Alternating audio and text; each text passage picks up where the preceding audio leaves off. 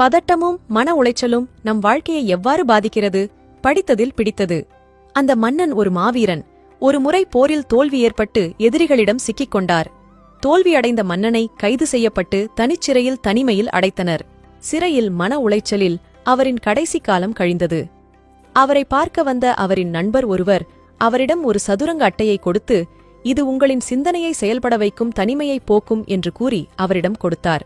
ஆனால் சிறைப்படுத்திவிட்டார்களே என்ற மன உளைச்சலில் இருந்த மன்னருக்கு சிந்தனை செயல்படாமல் அதன் மீது கவனம் போகவில்லை.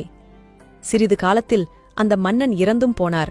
சில நாள் கழித்து சிறையில் இருந்த அவருடைய உடைமைகளை சுத்தம் செய்தபோது அதிலிருந்த சதுரங்க அட்டையின் நடுப்பக்கத்தில் சிறிய அளவில் ஒரு குறிப்பு இருந்தது கண்டுபிடிக்கப்பட்டது. அதில் அந்த சிறைச்சாலையிலிருந்து தப்பிப்பதற்கான வழியை அந்த குறிப்பு சொல்லியிருந்தது. ஆனால் அவரின் மன உளைச்சலும் பதட்டமும் அவரின் சிந்தனையை செயல்படாமல் ஆக்கி வைத்து அவரின் தப்பிக்கும் வழியை மூடி மறைத்தது. எலி சாதாரணமாக இருக்கும்போது உறுதியான சிமெண்ட் தரையையும் மரப்பெட்டியையும் தனது கூரான பற்களாலும் நகத்தாலும் குடைந்து ஓட்டை போட்டு நாசம் செய்யும். அதே எலி அதற்கென வைக்கப்பட்ட மரப்பொறியில் சிக்கிக் கொண்டால் அதற்கு ஏற்படும் மன உளைச்சலாலும் பதட்டத்தாலும் எப்படி தப்பிக்கலாம் என பயத்தில் அங்குமிங்கும் அலையுமே தவிர, மற்ற மரப்பொருட்களை ஓட்டை போட்டது போல இம்மரப்பொறியையும் ஓட்டை போட்டு வெளியில் சென்றுவிடலாம் என யோசிக்கவே யோசிக்காது. ஆமாம், இப்படி யோசித்தால் அதிகபட்சம் 5 நிமிடத்தில் பொறியையே ஓட்டை போட்டு வெளியேறிவிடும்.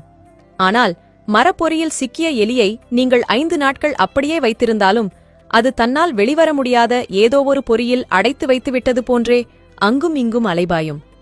பதட்டத்துடன் சென்று சிந்தனை செய்யாமல் மனிதர்களிடம் மாட்டிக்கொண்டுவிடும்.